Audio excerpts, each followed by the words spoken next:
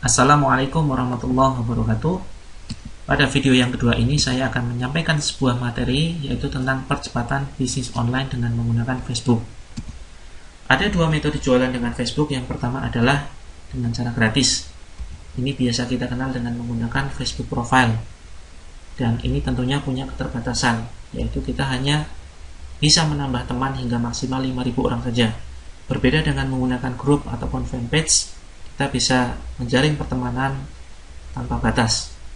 Terus kemudian yang selanjutnya adalah dengan cara berbayar atau dengan FB Ads atau iklan Facebook. Nah, ini ciri-cirinya adalah tampil di halaman beranda kita dan ada tulisan bersponsor. Bisa di kolom kanan juga, bisa tampil di halaman beranda kita atau di newsfeed. Nah, ini bisa kita optimalkan dengan menggunakan fanpage. Terus kemudian apa saja kelemahan dan kelebihan dengan cara gratis ataupun cara berbayar?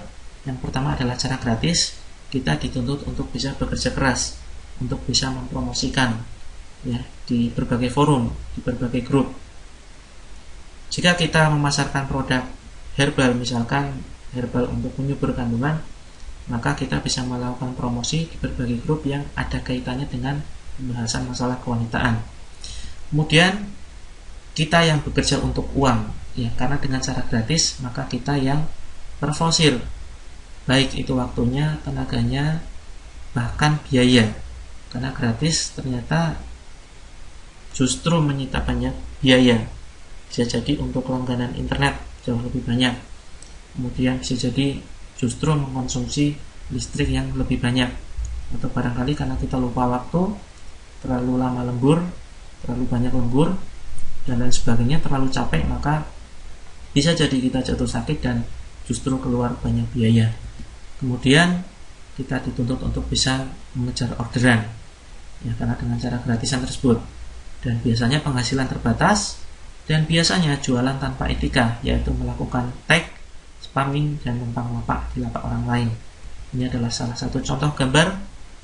Ada seorang yang berjualan kamera dengan cara gratisan, kemudian dia melakukan tag kepada teman-teman yang sudah menjadi pertemanan di Facebooknya.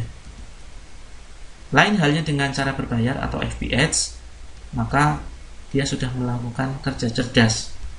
Bukan dia yang bekerja untuk uang, tetapi uang yang bekerja untuk kita. Artinya dengan menggunakan fasilitas pembayaran FB Ads atau bisa juga dengan melakukan pembayaran via jasa. Banyak sekali jika kita ketik di Google jasa pembayaran iklan FB Facebook, maka akan banyak sekali jasa yang bertebaran.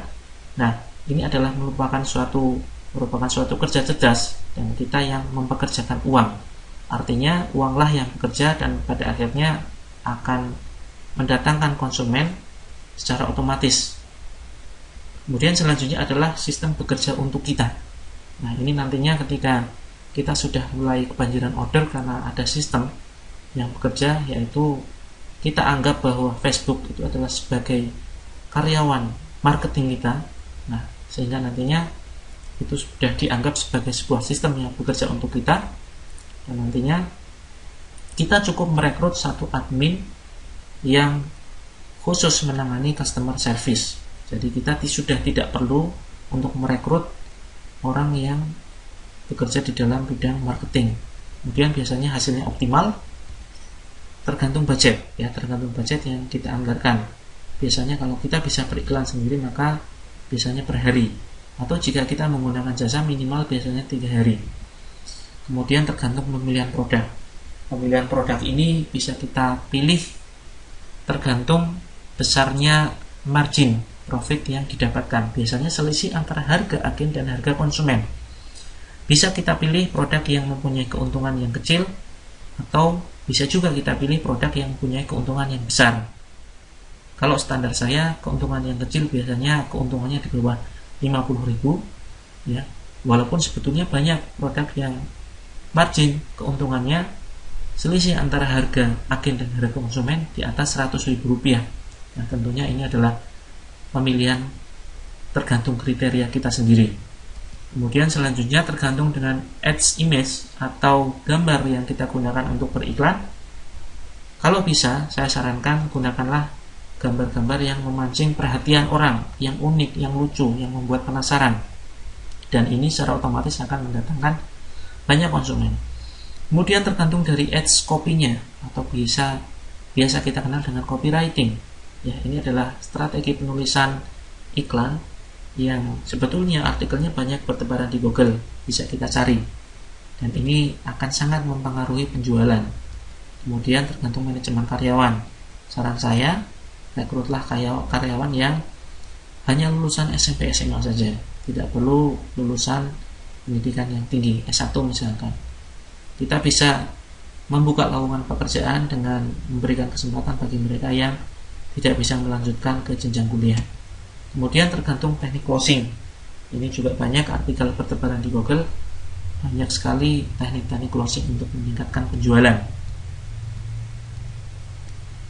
Selanjutnya, bagaimana teknik mengoptimalkan profit? Yang pertama adalah dengan mengkombinasikan Facebook profile, fanpage, dan group. Ini nantinya akan kita bahas satu persatu. Kemudian selanjutnya adalah beralih kuadran. Ini biasa kita kenal dengan cash flow kuadran. Kemudian gunakan faktor tambah secukupnya dan faktor kali sebanyak mungkin. Ciptakan sistem bisnis yang adil. Mari kita bahas satu persatu. Kombinasikan Facebook, fanpage, dan group. Ini adalah salah satu contoh Facebook yang bisa kita gunakan untuk berjualan. Kita cukup update status yang berkaitan dengan produk kita, tapi jangan selalu update status yang berkaitan dengan jualan. Kombinasikan dengan status-status yang lain yang bermanfaat, misalkan tausiah, kata-kata motivasi, muhasabah, dan lain sebagainya, sehingga teman-teman kita tidak bosan melihat status-status yang kita buat. Dan ini merupakan salah satu contoh grup yang bisa kita kelola untuk kita manfaatkan untuk berjualan. Kita juga bisa memanfaatkan jasa untuk melakukan invite, ya, melakukan invite orang untuk dimasukkan ke dalam grup kita. Kemudian ini adalah salah satu fanpage yang bisa kita gunakan untuk promosi. Ini juga kita bisa optimalkan dengan cara berbayar. Kita bisa manfaatkan jasa iklan FB Ads yang banyak bertebaran di Google. Kemudian cara meningkatkan profit selanjutnya adalah dengan cash flow kuadran, dengan beralih kuadran. Jika kita tidak memiliki modal untuk beriklan, kita bisa mulai dengan bekerja di sebuah perusahaan. Saat itulah posisi kita adalah seorang employee atau seorang pekerja. Kita bekerja, kemudian kita tekan pengeluaran kita, kemudian kita tabung, dan kita targetkan kapan kita akan keluar dari perusahaan. Selanjutnya, kemudian kita targetkan kapan kita memiliki dan membangun sebuah bisnis. Misalkan kita dari tabungan yang sudah kita tabung sekian lama, kita mempunyai tabungan 10 juta misalkan. Kemudian ciptakan aset. Ya, ciptakan aset, misalkan kita membuka sebuah bisnis laundry misalkan. Nah, lalu gunakan uang tersebut untuk membuka bisnis laundry dengan untuk membeli peralatannya. Atau barangkali yang cukup relevan di dalam dunia internet marketing, bisa jadi kita membuka jasa percetakan. Ya, jasa percetakan tentunya tidak butuh banyak modal. Asetnya adalah aset komputer. Ya, kita membeli komputer atau kita membeli BlackBerry misalkan. Nah, ini merupakan sebuah aset yang bisa kita optimalkan. Nah, kemudian kita belajar membangun bisnis dengan memulai mempelajari teknik marketing, kemudian mulai dengan mempekerjakan diri sendiri. Kita tidak perlu merekrut karyawan pada awalnya, cukup kita mempekerjakan diri sendiri, kita promosi di mana-mana, baik dengan cara gratisan ataupun dengan cara berbayar. Nah, kemudian hasilnya sebagian kita tabung. Nah, suatu saat kita sudah mulai kebanjiran order, maka saat inilah kita bisa putuskan untuk merekrut satu karyawan, dan saat inilah kita menjadi seorang business owner atau pemilik bisnis. Rekrut karyawan, kemudian tingkatkan omset dengan mulai menambah fanpage, kemudian buka cabang, dan perbaiki manajemen. Kemudian langkah terakhir adalah sebagai investor. Ketika kita memiliki tabungan yang semakin menumpuk, maka investasikan di bisnis lain. Misalkan contoh sederhana adalah kita bisa mempertimbangkan untuk berinvestasi emas, kemudian investasi properti, dan setelah itu barulah kita nikmati hasilnya. Kemudian cara meningkatkan penghasilan dengan faktor tambah dan faktor kali. Nah, ini ada dua faktor. Yang pertama prinsipnya adalah gunakan faktor tambah secukupnya dan optimalkan faktor kali sebanyak-banyaknya. Apa itu faktor tambah? Ini bisa kita ambil sebuah contoh, misalkan Anda membuka sebuah toko online dan menjual tas khusus untuk wanita. Anda bekerja online mulai Senin sampai Sabtu, sedangkan Ahad libur, hari Minggu libur, dari pukul 8 sampai pukul 5 sore. Keuntungan per buah sebesar Rp50.000 dan tiap bulan Anda bisa menjual rata-rata 80 buah. Sehingga dalam sebulan Anda mendapatkan keuntungan sebesar Rp4 juta. Nah, tetapi kemudian Anda ingin segera membeli rumah, mobil, dan naik haji. Lalu untuk meningkatkan penghasilan, Anda menggunakan strategi faktor tambah, yaitu menambah jam kerja setiap hari dari jam 8 sampai jam 9. Ya, tadinya Anda hanya buka dari jam 8 sampai jam 5, tetapi ini ditambah dari jam 8 sampai jam 9 malam. Sehingga ada peningkatan sebesar Rp3 juta. Nah, dari sini total penghasilan satu bulan adalah Rp4 juta ditambah Rp3 juta. 4 juta ini adalah jam kerja normal, kemudian jam lemburnya adalah sebesar Rp3 juta. Total Anda mendapatkan Rp7 juta. Apa saja yang bisa ditambah? Yang bisa ditambah adalah jam kerja kita atau tenaga kita. Walaupun Anda mempunyai sebuah karyawan atau mungkin katakanlah 10 orang karyawan, jika Anda hanya menambah karyawan di satu lokasi saja, maka itu masih tergolong faktor tambah. Kemudian tempat usaha, walaupun Anda memperluas kantor Anda seluas-luasnya, jika Anda hanya memperluas dari satu lokasi saja, maka itu tetap dikategorikan sebagai faktor tambah. Hambatan utama faktor tambah adalah pertama, keterbatasan waktu, tempat, tenaga, dan biaya.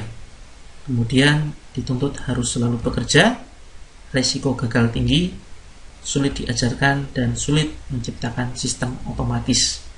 Karena kita dituntut untuk selalu bisa menambah jam kerja, kemudian lokasi, ataupun karyawan. Walaupun karyawan Anda 100 orang, jika Anda hanya mempekerjakan dari satu lokasi saja, maka itu masih dikategorikan sebagai faktor tambah. Kemudian yang kedua adalah faktor kali. Suatu saat Anda mempunyai ide membuka pendaftaran reseller dari toko online Anda, dan ternyata dalam waktu singkat Anda mempunyai 10 reseller yang masing-masing memberikan keuntungan rata-rata Rp2 juta tiap bulannya. Ini adalah salah satu contoh. Anda memiliki 10 orang reseller. Ada beberapa teori faktor kali. Katakanlah dari 10 tersebut hanya 8 reseller saja yang aktif, dan misalkan masing-masing reseller memberikan keuntungan kepada Anda rata-rata sebesar Rp2 juta, maka passive income yang Anda dapatkan adalah Rp2 juta dikalikan 8 cabang atau 8 reseller, hasilnya adalah Rp16 juta. Ini biasa kita terapkan, ya, apapun produknya biasanya akan ada reseller, dan biasanya untuk menjadi reseller ada syarat pengambilan minimal produk. Nah, di sini total penghasilan adalah 16 juta, ya, ditambahkan dengan 7 juta. Ya, ini 7 juta adalah penghasilan kita sendiri, dan 16 juta ini adalah passive income. Total Anda mendapatkan Rp23 juta. Kemudian kekuatan faktor kali, yang pertama adalah hasil berlipat di dalam satu waktu, tergantung banyaknya cabang atau reseller. Lebih efektif mengelola tenaga, waktu, biaya, dan tempat. Kemudian, apapun bisnisnya bisa dikembangkan dengan faktor kali. Semakin bagus suatu produk, biasanya semakin banyak reseller yang berminat menjual atau memasarkan. Reseller atau agen merupakan bagian dan nyawa dari faktor kali. Semakin banyak reseller, biasanya semakin tinggi penghasilan kita. Dan semakin kita mahir menduplikasikan skill menjual kita kepada reseller, maka penghasilan kita semakin tinggi. Nah, ini ada satu prinsip yang berbeda dengan prinsip matematika. Jika di dalam matematika 1 kali 1000 itu adalah sama dengan 1000 kali 1, tetapi berbeda dengan prinsip bisnis online. 1 kali 1000 tidak sama dengan 1000 kali 1. Anda lebih baik mempunyai 1000 orang reseller pemula yang gaptek, tetapi masing-masing dari mereka bisa memasarkan 1 produk per bulannya, daripada Anda memiliki 1 orang master reseller yang dia sendirian bisa memasarkan 1000 produk dalam 1 bulan. Kenapa? Ya karena jika Anda hanya memiliki 1 orang, walaupun 1 orang itu master dan dia bisa menjual 1000 produk dalam sebulan, jika terjadi apa-apa dengan orang ini, misalkan sakit, berhenti jualan, dan lain sebagainya, maka habislah omset Anda. Lain halnya ketika Anda memiliki 1000 orang reseller, jika 50% dari mereka ternyata berhenti berjualan karena sakit dan faktor yang lainnya, maka Anda masih memiliki 500 omset penjualan produk. Kekurangan faktor kali yang pertama adalah sulit dipraktekkan. Tentunya butuh panduan praktisi atau mentor. Kemudian biasanya modal besar jika sistem online dan konvensional. Sulit sekali mengontrol reseller, ya, barangkali dari mereka ada yang melakukan kecurangan harga dan lain sebagainya. Kemudian resiko tinggi, rugi, karyawan, tidak amanah dan kesalahan manajemen. Kemudian sulit menerapkan sistem reseller, kapitalisme yang bermodal besar yang berkuasa. Nah, ini akan kita bahas selanjutnya. Kenapa faktor kali sangat penting? Karena ada satu prinsip. Keahlian yang tidak terduplikasi adalah kegagalan di masa depan. Seahli dan sepintar apapun Anda dalam dunia internet marketing, jika Anda tidak bisa menduplikasikan keahlian atau skill Anda, maka penghasilan Anda sangat terbatas. Bisa jadi semakin lama omset Anda akan semakin turun. Sebagus apapun istilah bisnis Anda, entah itu Anda sebagai seorang affiliate marketer di Amazon, eBay, Clickbank, AdSense, dan lain sebagainya, tetap pada intinya adalah sebuah pemasaran, baik berupa barang atau jasa. Dan jika Anda masih bekerja sendirian, maka di masa depan bisa jadi suatu saat ketika Anda berhenti bekerja, penghasilan Anda ikut berhenti. Ini artinya Anda bisa gagal total. Misalkan ini ada sebuah contoh kasus jika saat ini Anda sudah berprofesi sebagai seorang reseller atau affiliate marketer. Anda menjual sebuah produk dari perusahaan yang harganya ditetapkan Rp200.000. Kemudian Anda menjadi agen yang pertama kali bergabung misalkan. Kemudian karena modal Anda terbatas, maka Anda hanya dikenakan diskon Rp50.000 dan Anda mendapatkan harga Rp150.000. Kemudian Anda menjual kepada konsumen dengan prinsip Anda sendiri. Anda tidak perlu mengambil untung banyak-banyak, yang penting laris, yang penting perputaran modalnya cepat. Anda cukup menjual Rp170.000 dan kemudian konsumen ini ternyata merasakan produk yang Anda jual ternyata bagus dan dia berminat juga menjadi seorang reseller. Maka konsumen ini suatu saat menjadi agen 2, agen dari Anda. Karena Anda memahami betul faktor kali, maka Anda mendaftarkan dia sebagai reseller Anda. Kemudian mau tidak mau Anda menaikkan harganya menjadi Rp160.000. Anda mengambil keuntungan Rp10.000 saja. Tetapi sekali mengambil produk atau stok produk, agen 2 ini mungkin stok sekitar 100 produk. Walaupun Anda hanya mendapatkan sedikit keuntungan dari reseller Anda, tetapi mereka mendapatkan syarat minimal pengambilan 100 produk misalkan. Nah, ini tetap saja Anda mendapatkan hasil keuntungan yang optimal dari reseller. Nah, suatu saat agen 2 ini juga memasarkan kepada konsumen. Dia kemudian menetapkan harganya juga memiliki prinsip yang sama dengan Anda. Dia tidak ingin untung terlalu banyak, yang penting laris, yang penting lancar. Kemudian dia menjual dengan harga Rp180.000. Nah, kemudian dari proses menjual ini ada hukum rata-rata. Ketika dia berhasil menjual kepada 100 orang konsumen misalkan, ada salah satu dari mereka yang juga ingin menjual lagi produknya karena merasakan produknya sangat bagus.